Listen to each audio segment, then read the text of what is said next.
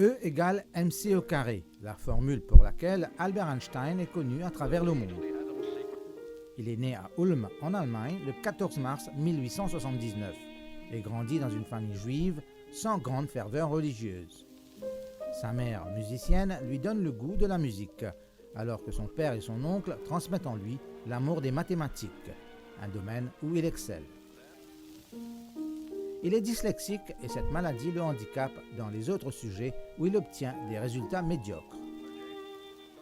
Tant bien que mal, il poursuit sa scolarité au lycée, mais l'éducation rigide et militaire ne contribue guère à renforcer son amour pour l'école. À cette époque, ses parents sont contraints de quitter l'Allemagne pour l'Italie et le jeune Albert les rejoint pour un an avant de compléter ses études.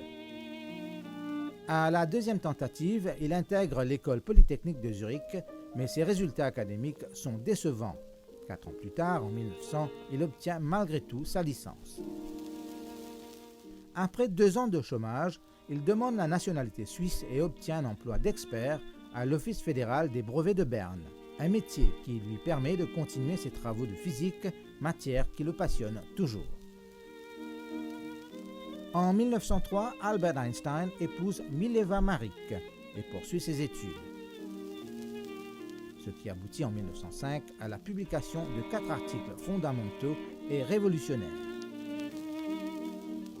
D'autres hypothèses suivent, incluant celle de la relativité restreinte, théorie qui aura de nombreuses applications tant sur le plan théorique que pratique, surtout en physique nucléaire.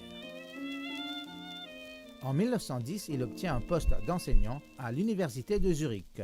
À partir de 1912, il enseigne à l'école polytechnique de Zurich et rencontre un de ses anciens camarades, le scientifique Marcel Grossmann. Avec l'aide de ce dernier, il progresse rapidement dans ses recherches. Une erreur lui coûte 3 ans de paralysie, mais il publie la théorie de la relativité générale en 1916, sans toutefois convaincre ses pairs.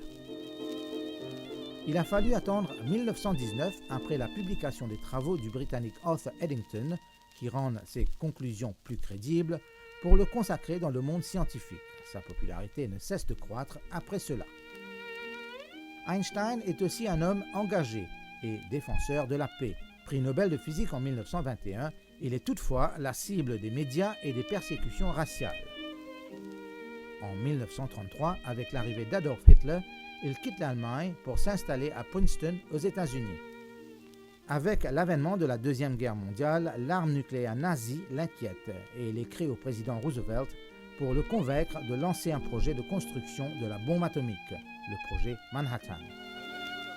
Malgré sa contribution à l'élaboration à l'arme atomique, il lutta après la Deuxième Guerre mondiale pour l'abandon de l'arme atomique. Le 18 avril 1955, Albert Einstein est victime d'une rupture d'anévrisme et meurt à l'âge de 76 ans à Princeton.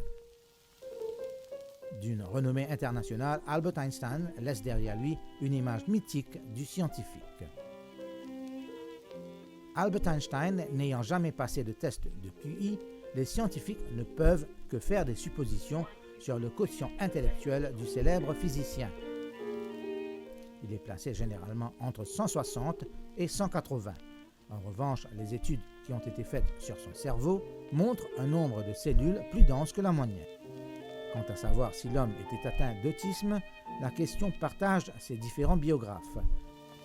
Pour certains, c'est une évidence. Ses difficultés scolaires, son retard de langage, son intellect font de lui un autiste Asperger. Pour d'autres, Albert Einstein était une personne tout à fait normale, dotée d'un grand sens de l'humour et entourée d'amis.